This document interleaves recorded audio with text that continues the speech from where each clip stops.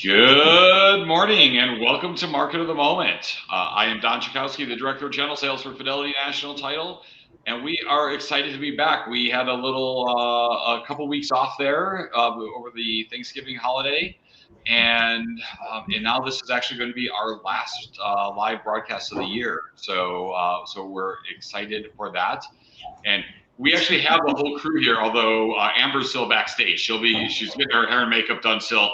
She's coming rushing in from another appointment. You know how it is in the green room over here, you guys. So,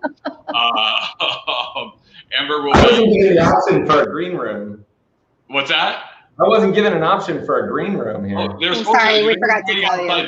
The makeup and hair people might be outside your door waiting, Josh. Right. Sorry. They were supposed to show up, Josh. You missed that. Darn it. Yeah. Okay, I got to check. Pat, you. Yeah. So, but this week we are so excited to interview Mr. Joshua Hill from North&Co. And Josh is amazing, and we had a great opportunity to visit with him during the Inman conference. If you saw the Inman video, you had an opportunity to see our interview with Josh, and he just was so full of great information. And just for anybody who may have watched that and be like, wow, this guy's really good. He had like 5 minutes to prepare. Like, we grabbed him walking down the hallway and said, hey, come have lunch with us, and we're going to put you on the spot. We're going to stick cameras in your face and go. And he did such a great job, was such a sport about it. So, Josh, thank you for being part of this today. My pleasure. Happy to be here. Thanks for having me. Absolutely. Thank you. And we're going to get a little bit into the who's and what's that you've got going on in a little bit. But before we get there, I want to make sure just all the words today. There's just so many words. Hi, I'm Sharon Terhune. Sharon, can you take it from here? I'm going to go take a nap. One minute and he's done. Yeah, right. So I want to thank Sharon Terhune, my co-host each week, and Sharon is the Vice President of Residential Sales for Fidelity National Title. And if you know her, you love her. She's awesome, and I have the great opportunities to work with Sharon every week. So thank you, Sharon. Happy holidays, everyone. You're so festive, Sharon. Just looking at you makes me excited about Christmas. I know. We have a gingerbread house over here. I know you can't see it, guys. That Well, she makes up for all of our other video screens. Yeah. I always say Santa kind of threw up a little bit in my house, but it's in a good way. And Amber, for the record, that tree over Sharon's shoulder, the one by the window, that's the small tree. It's the small one. Yeah. That's the Cardinals tree. It's no cards. Yeah. Yeah. So, okay. I also want to make sure I introduce Miss Mindy Jones, the owner of the Amy Jones Group. Mindy, thank you for being on every week. Thank you for all you've done. I know we missed you a couple weeks. Actually, we had you though, and we had the great event with the Women in Leadership, and we had the real estate edition, and then you had your traditional edition last week. And love to touch on that a little bit. Can you tell us how those went and what value was brought to the people who attended?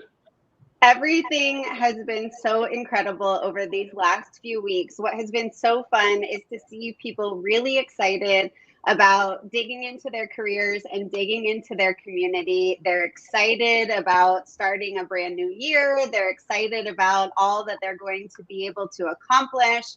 And it's just been so cool to be a part of that community. So we started the Women in Leadership series at the beginning of 2021. And every quarter we have 50 to 60 women show up to talk about living big businesses and big lives. And one of the most successful components to me is that each time we are getting new people who come out. And so we're definitely going to keep doing this in 2022. We did one that was real estate focused that had an awesome turnout and an incredible panel of women. And then our closing one that we had at the beginning of December, we had a speaker and a life coach come out and talk. So we've already put together an incredible lineup for next year. And I hope that anyone's watching will make it a part of their 2022 business plan. Absolutely. And we'll keep people posted on the dates of those events because we love being a part of it, and we love the everything that you do for the community, Mindy. You're an amazing giver to the community. So thank you. Really. Thank you, guys. And then Amber's going to have all kinds of great news for us today. We've got increased loan limits. Hopefully she reduced interest rates before she got on. But Miss Amber Kovarik with Guild Mortgage. Amber, thank you for everything you do as well and being part of this. And we're excited to see you this morning. Thank you for having me. Excited to be here. Thank you. So, so before we dig in with Josh, I want to mention a couple things. And I was hoping that we were going to have a couple of minutes with Amber before we got live, but like as I mentioned, she was still in the green room and she was through hair and makeup, which I have no idea why she would even go there. She's beautiful as she is. So, but we're sure. Come on, Don, move on. But we are going to make some changes to mark for the moment, and so this is going to be our last one of this year, and then starting next year. We are going to be working with a production company and doing a little different design on this. So, and Amber and I will get together and kind of go through the details on that. But we're going to be probably not getting started again until the second week of January. But we are excited. Josh gets to be our last guest on this format, and I'm certainly happy to be back. And last guest of 2021. Woo! That's right. So. Okay. So Josh, let's talk about you a little bit. Let's talk about the things that you've got going. But first, can you tell us about how did you end up in real estate? How did you end up at North&Co? And tell us a little bit about your career at this point. It's a long story. I'll try to keep it short. I have a relatively interesting. I followed a relatively interesting path into real estate. My parents started a team about 20 years ago. And they asked me to join their team in 2007 as their transaction manager, first full-time in-office transaction manager. And I then worked for them for the next many years, playing several different roles throughout the team. And then 3 years ago, I took over the team, and they've since moved to California. Okay, excellent. And when I took over the team, we moved over to North&Co. We've been there ever since, and it's been a great partnership. And can you tell us about the parts of town you serve, about any special niches that you serve? So we're a team of 4 agents, and we're pretty well positioned throughout the valley. So the honest answer is we serve most of the valley. We had a sale this year in Waddell. We had a sale in Mesa, and we sell primarily in the core of Phoenix and Scottsdale. Excellent. And it's amazing in this world today how easy that is. That we don't have to be just stuck just because your office is in the central area. You're able to help people across the valley. And Don, we're one of those rare cities. Everybody's got the words in today. The country, yes, that you can literally drive from one end to the other of Maricopa County in less than an hour and a half. And so really, that's your whole backyard. You can sell anywhere. That comes up a lot in conversation with new relocation clients who have never been to Arizona, right? They're used to saying they want under an hour commute, and that being a relatively small bubble. Like, I'm sorry, we can put you in Tucson. That's perfect. They might say like 45 minutes. They only want a 45-minute commute. Please, I want to. And I'm like, that's the whole valley. So we have to talk a little bit more about criteria. Right. Yeah. Awesome. Sorry, adjusting my phone there. It was making noise. Just do whatever you need to do, Don. It's fine. Yeah, I'll be back. We'll just be here. Can't make anybody a sandwich. So, all right. Well, Josh, I know one of the things we were going to talk about today. We were going to talk about working with your sphere, and so I would love to hear like some of the tips of things that you've done to build a sphere, and some of the things that you've done to stay interactive with them. And then I'm going to circle back and we're going to talk a little bit about like maybe people who are coming to Arizona or people who are in this business that don't have a large sphere in a way that they can still have an impact. So let's start off with how your sphere came to be. Right. So I joined real estate right after college. And so I was fortunate to jump on the social media bandwagon pretty early on, and for almost all of my friends to already be there. And so it was relatively easy and comfortable to get the word out about me being in real estate and joining my parents' team. And you really got to kind of create the experience that you wanted to have on social media, without as many rules and algorithms in place. And so that was, I always look back on that as a fun time in my career. And just ever since then, sharing what I do on social media in real estate with new friends, and then joining along. And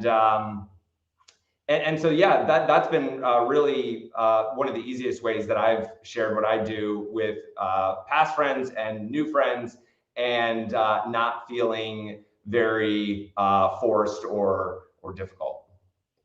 Well, and I think that's one of the challenges people have, right? When they're talking about going to the Sphere, it's like, oh, I don't want to be pushy. I don't want to be like, making people feel weird about talking to me, that I'm going to try to sell them a house every time they talk. Yeah. That's a great point. Right. And it's hard, right? Because we, of course, are excited about our career, and we want to share that with people, and we want them to be excited with us about the things and the opportunities that we have. But we also want to do it in a way that comes across as authentic, and that comes across as, and Josh, from the time that we've had to speak, I know that's something that's important to you, that just really being connected with people is that part of it, right? Well, and that's the other thing I was going to say is I decided relatively early on in my career that real estate was going to be part of my identity. I loved working for my family team. I found out very quickly that I loved helping people through one of the most complicated, expensive transactions of their lives. And that was going to be part of my day-to-day life. And so I never really drew a line in the sand of where real estate life ends or where my personal life begins. My friends know that I sell real estate, and I love it. I love getting to show a new home to a client. I get it. I love getting to talk to a client about selling and buying at the same time. And so it doesn't feel like a chore to have to talk about that, on social media or with new friends or when I'm out and about. I think that's a really good point you made there about that's part of your identity, and it's so funny, I grew up in the Midwest, and with a lot of folks who they had their job, that was their job, right? And like as soon as that they punched out, then they were done, and they didn't have anything to do with that job anymore until the next morning when they went back and punched in. And I know for everybody on this screen that what we do is part of who we are, right? This is what we do. And so it makes sense for us to have a very natural and organic conversation with our friends and family about what is happening in their life related to the things that we do, not because we're trying to sell them, because we want to help them, right? We want to make sure that they're with the right people and with the right resources, and they know about the different things that are available to them, that we can help them to achieve their goals and the things that they want in their lives. And, I know when I'm doing it right, when I get, close friends or even acquaintances DM me or send me a text and say, hey, I just wanted you to know I love that market update that you send every month. And I'm like, okay, good. It doesn't feel, because I've gone through a lot of iterations of the various ways that I keep in touch with my friends in Sphere. And I love hearing that feedback, because I know that they're actually getting value out of it, and it's just me checking in to provide some service. Yeah, excellent. So can you tell us some of those things that you do to stay in touch with your Sphere, right? So, in the beginning, it's you got your social media stuff you're doing, and it's your different types of training. There's the phone calls and announcing to the world that you're in real estate, and that, but then as that Sphere becomes bigger, and as there's more people that you've had conversations with about real estate, it becomes more difficult to stay in front of everybody and to be able to help everybody. So what things do you do? What tools do you utilize, and what things do you do to stay in front of your sphere? One of the next tools that we implemented after I got comfortable with social media was a regular newsletter, an email newsletter. And I obviously, again, we went through a lot of iterations of what that would look like and what the formatting would be like. But I landed on providing a little bit of market update and a lot of, I think like Mindy was talking about earlier, a lot of community value, a lot of information and ways to support the community. And I've found that it has a really high open rate, which is awesome, a really low bounce rate, which is great, and the people that are reading it respond to it and reach out to me and let me know which parts that they liked. And between those two, I've got to say that's one of the most consistent ways that I stay in touch with my sphere and actually start conversations. Because from that newsletter, we can then link to articles and posts that we made over the previous week or month. So we can link to a blog post or a story that did really well, or et cetera, et cetera. Awesome. And what about like in-person events? Are you doing much in that? I know the world's been a little upside down for most of us. We're going on 2 years now, but have you had an opportunity to do much in that area as well, Josh? We haven't done as many formal client appreciation parties in person. It's been a little bit different in my household because I have a wife who's a nurse practitioner, and so she's on the sort of front lines every day. And so we've been a little bit more careful about those larger events just for sort of personal reasons. But I will say that one thing I've been consistent about is sort of incorporating my friends and sphere into the events I already want to do and think that they would be interested in. So for example, a few weeks ago, I hosted a table at the Phoenix Mayor's Arts Awards. And it's a really lovely event and raises money for artists and the Phoenix Center for the Arts. And that's something that I'm really passionate about. And so that was something that I was able to invite several friends and past clients to join me in something that is also a part of my identity, and I knew that they would enjoy as well. Well, and that to me is just as important as any kind of those other events, because it is being involved. For one, the community involvement is great, right? That's what and I know for Mindy, that's a passion of hers as well. And actually, before we went live, Mindy and I were having a conversation around some of those things that she's doing, and so I just love to see when people find that value in giving to the community and being a part of the community, and then involving others in it. I think what people it's really just another relate part of my to. identity that I would have been doing anyway, and now I can share it with clients. Yeah. Well, and I think that's what people really relate to, right? I mean, what they're looking for when they're looking for partners in services, especially for those that are as personal as buying or selling a home or building a financial portfolio. I mean, these are very personal circumstances that you're getting, very intimate with your clients on. They're looking for people that they can relate to and that they can believe in. And there's going to be a section of people that are always looking for an easy or a fast solution, that they don't need to believe in the integrity of the partner. And those probably aren't necessarily the people that Josh is seeking to be in business with. I know for us, we want to help anybody who wants us to help them, but we're looking for people who want a relationship and want a partnership and want us to be excited for them when something good happens to them, and want us to be a part of all of those big moments of their lives. And in order to do that, we've got to project who we are authentically so that we can attract those same type of people. And that's what I hear when you talk, which is, you've built a business around all of the things that you love and that are important to you.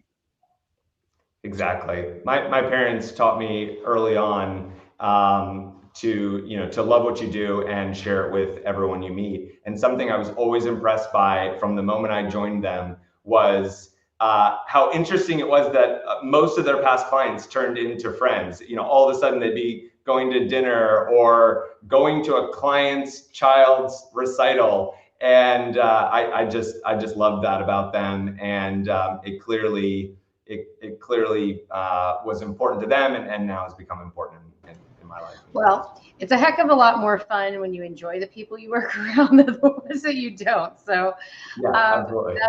That's awesome. And honestly, it's funny when you do things like that and you incorporate those people into your life, it's really not work. You're enjoying yourself and you're having a good time all the time. So exactly. I love that. And I love your parents, Josh. So that they did well with you. Great people for sure. But it goes back to what you were saying earlier, Josh. Like real estate is integrated into who you are, and so are those other things, right? Those are all part, and you bring all of that together. So, it's funny because you also mentioned about how the people you work with become your friends, and I love that about this business, right? We spend time going through really stressful moments with people on their home, when they're buying or selling a home, or whatever that process is for them. Sometimes and there's those occasions where it goes smooth and there's no stress, but it seems like there's always something stressful that shows up. And but we get to be that person that helps them through that. Not we, you guys. That's what I just the talking head. But you guys get to be the people that help them through that. And what a great bonding experience that is with our potential clients or and now new friends, and I think that it's important that we think about it like that as well. And because it is definitely for them, that kind of a moment. And when we hear them rave about working with Josh Hill, and we hear them rave about working with Mindy Jones, these are things that it's because of the experience that you've provided and the support that you've been there for them through this challenging process. Something that reminds me, something many agents are usually surprised to hear is that most of my first consultations with new sellers typically last 2 to 3 hours. And some agents drop their jaws at that and they're like, it's too much time, or what took you so long, etc. But it's because I genuinely enjoy meeting new people, and I want to make sure that I've heard not their whole story, but as much of their story as possible that will add context to whatever we're going to do together. And I just don't know how you can do that in 23 minutes. Well, you're building clients for life, Josh, is what you're doing. And that goes a long way. So Josh and Mindy, if you could chime in on this as well. So as Mindy, you've been here in Arizona your whole life, and Josh, I believe you've been here your whole life. I'm not 100% sure, but yeah. And so obviously building relationships and building that sphere through just the time of being here is part of what becomes your business. But beyond that, there are people who are new to Arizona who are maybe didn't have a highly visible role in the world until they got into real estate. What would you say to those people about building a sphere, and what recommendations would you give them about how to go about getting connected with their community like that? Are you taking that, Mindy, or? I'm giving it to you first, Josh. You go first, and then okay, great. Ladies first. Okay, so I'll go. We've helped agents new to the Valley, and unfortunately, the simple answer, not easy answer, is to get involved in your community as quickly as possible. And the agents that took that to heart, they immediately start going to a local gym, or COVID world aside, but they start going to a local gym. They start going to, they become a regular at the local coffee shop, and you just get to organically start those conversations. If you think you're gonna, build a real estate career you can be proud of from a home office, just checking TikTok, I don't know how that's going to pan out. But if you get involved with your neighborhood association and with the businesses that you're probably going to support anyway, and maybe take it that next level by offering to, whether it's teach a free class at the community center, or hang out for a little bit longer at the coffee shop and meet new people. There's lots of ways, but you've got to show that you care about the people that you're serving, and you've got to meet more people. Love it. Absolutely. Mindy? I think the myth to overcome is that just because you've lived in a place your whole life means that you're well connected. I think connection has to happen with intention. And plenty of people have lived in Arizona or whatever state they're watching this in their entire life and still don't know their neighbors' names or go to one single coffee shop or have built relationships that are long term. And so I think when agents go to a new state and they feel like they're at a disadvantage because other people might know the landscape better, the truth of the matter is that the only people that know the landscape better are the ones that have intentionally created those relationships. So I don't believe that people that are not from an area are as at a disadvantage as much as they might think. I certainly believe, as a native of Arizona, I know the history. I also love Arizona. And so it's very hard to fake the kind of passion that I have for being from here and supporting local businesses. And my anchor to that is that I am a native.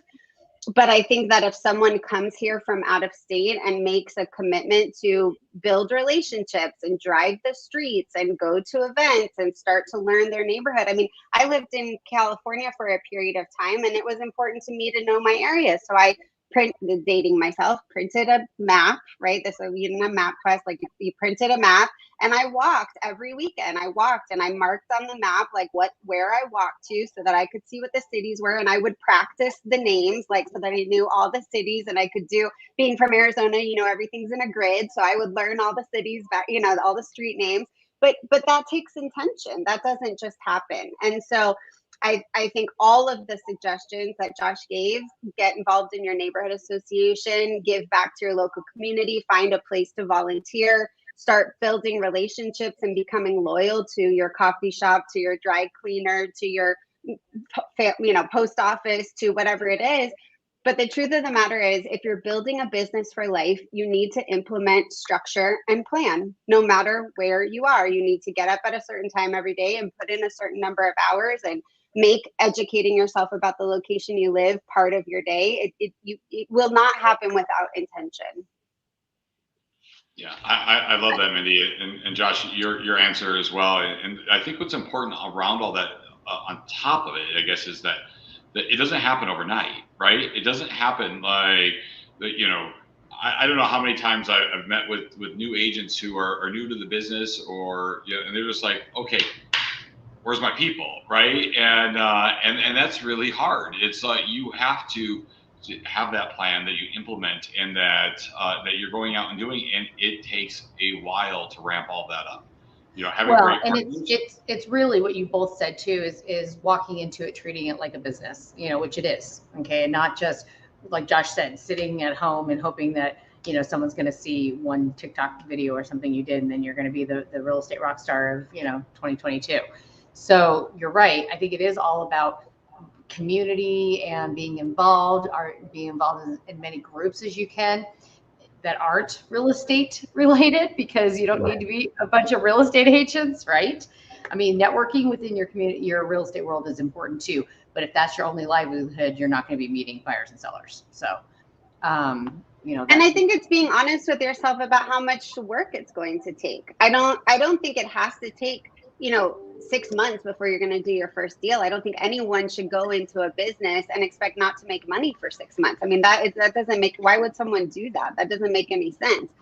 And you need to put in the work that it's going to take to get you the results that you want it to make. So if you're 2 weeks in and you don't have any results, you're either not working enough or you're not working the right types of things. So just because things take a long time to build on also doesn't mean that you should be waiting a long time to be able to make some money. And if you're finding that you're challenged in one of these areas, there's plenty of ways to get connected. Join a team like Josh's team or my team, that we have the systems and the tools and we have the connections. Find a, partners in title that can start connecting you with the types of systems that you need to build a business. Like, you don't have to be on an island, and it also doesn't have to look one way or another. You still get to design what that looks like, but it will not just happen to you. You know what? I love, Mindy, that you just said that, because both you and Josh have something very in common. You both stemmed from amazing teams. Okay. You were part of amazing culture teams. And that's very, rare, because folks don't just, today everyone just kind of wants to do their own thing. There's so much value working within an amazing team like the Amy Jones team, or Josh, his team there, having that with all their resources, their mentorship, their coaching, their direction. There's so much value in working within a team. Not everybody's meant to have a team or be a single agent, for that matter. And I think it's well, and if nothing else, if you're looking to build that sphere and looking to build that business, treating that as your college education, right? You can make amazing money in real estate, but being part of a team and learning from somebody like Josh or learning from somebody like Mindy and is amazing. And maybe it's a 3-year thing or a 2-year thing, but getting that experience. Now, I know that in both of your cases, once people join, they find it very difficult to leave because they're so happy there. And, but it is, but if you go in with that mindset, then, look I am going to go get training from people who are amazing at this and who are already doing a great job. Then I'll make my next level decisions from there. Now, it might be for you that this is the best place for you to be for the rest of your career. Or it might be that now I'm going to go and do my own thing. And, and it's funny because, knowing Josh and knowing Mindy, they're the type of people that would help somebody do their own thing if they decided that was the right thing for them, right? It's like, they're not gonna be mad that, you didn't use us. We all benefited together by being in business together. And now that next level for you might be the right thing. It might be the right time for you to do your own thing. How did I help you do that? Right. So, I think that is what's really cool about this business is the opportunities are just everywhere. And the ways that we turn those opportunities is really up to each individual person. So they can find a way to find opportunity in almost every situation. So, Josh, thank you so much for your time today. And hopefully you have some time to hang out with us as we go into the mortgage update and we hear about Amber giving away some nearly free money. And now we hear she's even willing to give away more of it. Right. I don't know who Amber, that you've raised all these loan limits, but we do appreciate you for doing it. That was the call I was stuck on right before this. I was like, all right, how are we going to make this happen? I need lower rates and higher loan amounts. Dawn puts pressure on every week. Let's go. I know, I appreciate it, Amber. Thank you. So what's it looking like out there? Yeah, so it's looking good. I mean, we got our increase to our loan limits, which was incredible. So you might have heard, like, some lenders kind of raised the conventional loan limit early this year, which was the first time I had seen that in my 19-year career. And the number that was kind of identified was 625,000. So we've been using a conventional loan limit of 625 now for a couple of months, but the actual number came out and it's 647,200 is the new conforming loan limit. So someone was putting down a 5% down payment. That means they can now buy a $681,000 house with a minimum down payment. So it's pretty incredible. It's going to help us a lot with this rapid appreciation and rise in prices that we've seen. And then for our FHA buyers, they can now go up to $441,600 with a minimum 3.5% down payment. That puts them right around a $457,000 sales price. So that gives them the ability now to find a house. I mean, finding a home, at 380 is getting very challenging these days. So really excited about the new increasing loan amounts. We're seeing a lot of clients too that maybe had a first and second mortgage or are looking to roll mortgages into one now that they can do that with the rise in prices. So great on the loan amounts. In regards to interest rates, we were seeing a pretty strong trend of interest rates going up. And then last week, we got a little bit of a relief on that due to the news of Omicron, which is just more, fear-based stuff, right? Like the more the market gets fearful, the more they're likely going to take money out of stocks, put it into bonds. So that did help our interest rates improve quite a bit last week. And then it's just going to be telling to see what happens. The more news you hear of COVID and the virus and continuing, the more we're going to see interest rates stay down, just because of that play between stocks and bonds. But also tomorrow we have the CPI report coming out, which is huge news. I mean, we're sitting at like 6.2% inflation right now, which is just absolutely incredible, like 30-year highs for inflation. And the big question right now is how much of that is temporary? Like the Fed is really banking on that this temporary high inflation, and that next year it's going to go back down into like the low 2% range. And that will be telling to see. So if it does drop next year, they probably won't rise the short-term interest rates. Like they said, they want to wait until 2023 to do any kind of raising for that. But if the inflation is not coming down, they're probably going to have to do that towards the end of next year. But tomorrow, the forecast is for the CPI to come in at 6.8%. If it comes in higher than that, watch out. Interest rates are going to get crushed. We're going to see them like spike up.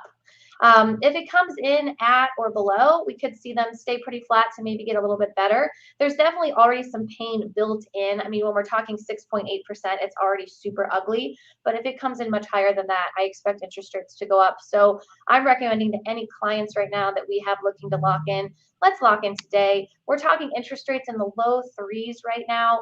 I don't like to play or risk people's money, especially when they're under contract on a house. So my recommendation is lock now, and we'll see what happens tomorrow. Excellent. Well, first, thank you for the additional money, the raised loan limits. You're welcome. You really did a great job on that. That's a huge increase. So, I know. Yeah. I remember when we sat at like 417,000 for like, it was like 7 years Forever, right? And now we're talking 647,000. Like, it's still weird to me.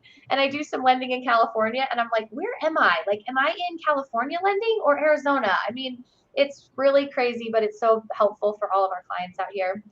Yeah. Well, and maybe Josh and Mindy, you guys can talk about maybe some of the first-time home buyers who've been struggling, how this can impact them, and even those folks who are looking to move up in the home. And now a lot of people have equity in their existing homes, but when they're looking to make that move up, how much that increased conforming loan limit helps them. Well, something that I'm reminded of is the median sales price in the Phoenix area right now is practically right at that FHA loan limit. I want to say it's 440, 450 right now. And so can you imagine those FHA buyers out there trying to compete when they couldn't even borrow up to 440, 450? Now that's given them a huge sigh of relief. It's still fierce out there, and the competition is still going to be tough. But at least they have that purchasing power up to what is now the median sales price in the Phoenix area. Sure. Yeah, I agree. Point. So, I think that there's just going to be, because when you're looking for a house, if you're starting with a 3 and your purchase price, it's pretty rough out there. And the fact that, of course, they still have to meet the other parts of it to be able to qualify for that. But if they were looking at an FHA loan, that it's going to make that so much more competitive. So it's time to go back to your buyers for the past year and see was there anybody that you couldn't get in, and now maybe they can get in, right? Right. The new limits. So yeah. Absolutely. So okay, well, on that note, Mindy, first, Amber, thank you. We appreciate you, and we're looking very much forward to our new format for next year and your updates through there. So. Okay, Mindy, so Amber's come through on her side. She's gotten us more money. She's continued to reduce the pricing.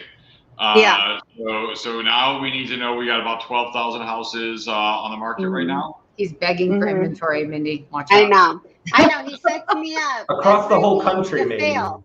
I know. It's like just a couple things, Mindy. This is all I'm asking for from you, you know, and then it just sets me up to fail week after week after week. But, you know, here's what if there's any reason I'm here, it's to tell you exactly like it is. And so what I'm going to tell you is that we are going into 2022 with less inventory than we went into 2021.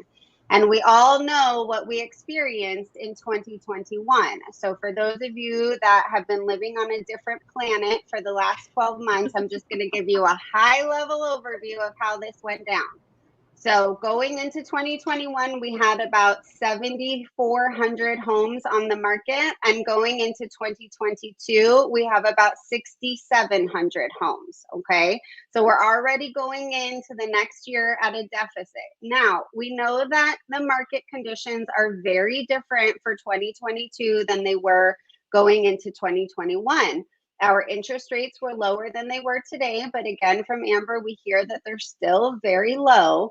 We had significantly less demand from the perspective of people being unsure about what type of market we were headed into with COVID and with the extreme decline of inventory that we had seen over the previous year. So there was very different feelings heading into 2021. And then what we saw going into 2021 was the government was artificially keeping our interest rates low by buying all the mortgage-backed securities. So they were dropping rapidly. Builders were unable to build because they had labor shortages and they had supply shortages. We had sellers who were nervous about putting their home on the market and having folks walk through their home. So everything was very locked down from the perspective of supply. But with those interest rates, demand was through the roof. And by March and April of this year, we had just 2,500 homes on the market. That low amount of inventory as compared to the 25 or 30,000 that we would need to be in a balanced market is why we're sitting at nearly 27% appreciation annually as we head into 2022. So we had hoped that we would gain some additional inventory come the end of 2021 so that we would be better positioned for our peak selling season come 2022. And unfortunately, we are not. We did have one large buyer pull from the market, and we've talked about that a couple of times over the last few episodes, with Zillow investing in their iBuyer platform and then not having the productions on the back round to be able to turn those properties as quick as they needed to. And had they held on to those properties for a few months, appreciation probably would have shored up that gap that they lost in selling them in bulk. However, they couldn't have had that much capital tied up into a brand new program. And so you've seen much of that inventory get dropped, and it's been dropped into the rental market. So one of the things that we're watching is we're watching how many rentals and how many renters we have on the rental side. If we start to see that there are too many rentals, which we don't see quite yet, but if we start to see that or to feel it from a rental rates, we'll see those start to fall or get more competitive or take longer for the rentals to go under rent. And then we'll see some of that inventory potentially come into the resale side. January is going to be a big predictor for us about how the year will go. It is every year. January is when we see if there's been a ton of people that have been holding inventory that are ready to drop it into the market, because if there are, we'll see it in the first couple of weeks. If we don't see an increase in inventory come in their first couple of weeks of 2022, it is unlikely that we will see a massive amount of inventory drop during our peak selling season, which would mean that it is likely that the inventory numbers that we see today will decline again.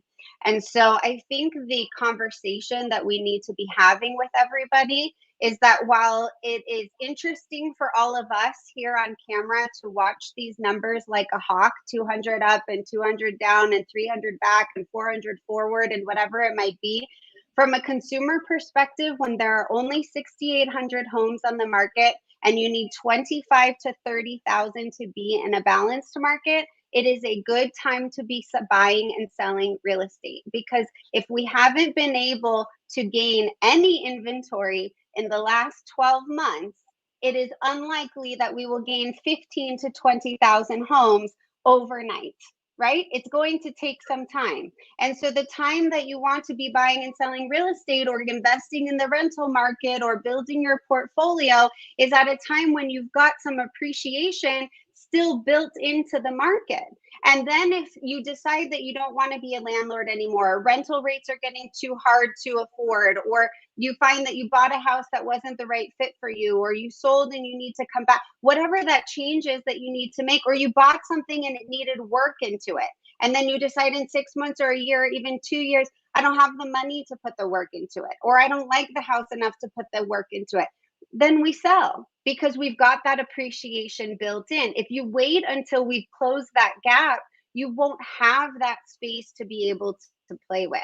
And we know the rest of the story, which is if something were to change with the real estate market and you have something that you live in today, then you just don't sell and you just don't move. That's how we have people that became accidental landlords and have kept their assets since the crash and now are able to sell it for well over asking and for what they paid for it. So I think it's good to share with everybody and ensure that everybody understands the numbers and keeps them in perspective. But the appreciation that we're seeing is not only in the mid to entry level market where we've got the iBuyers and the investors who are playing very heavily, it's also in the luxury space. The luxury space has seen a 29% increase annually in appreciation, from an average of $448 a square foot to $578 a square foot. So we are seeing the limited amount of inventory, the increase in demand, continuing to be top 10 for domestic migration here in Arizona, continuing to see local and large businesses thrive in our area. This is going to continue to be an area that people want to be in. And so taking advantage of the market when we've got 6,800 homes on the market, ensuring that you're working with partners like Fidelity, like Guild, like Josh's team that can help guide you through the intricacies of what's happening in a market like this, now is a prime time to get back out there. I love it, and that's a lot of information, Mindy, and it's so important that we heed that, right? That we look at those numbers, and we know that midway through January is when real estate season begins, and so that's when we start looking for that inventory to start hitting the market, and that's when people start looking for their home that they're going to make their move to in summer, and so. Over this next 30 days, we're kind of in that little bubble period. And, but once that bubble breaks, that's when we start seeing the activity again, and having the low inventory going in tells us already that it's going to be another challenging year for buyers. Doesn't mean you shouldn't get into it. It just means you should get into it, and you should be in it with the right people, and that are going to help you to be successful.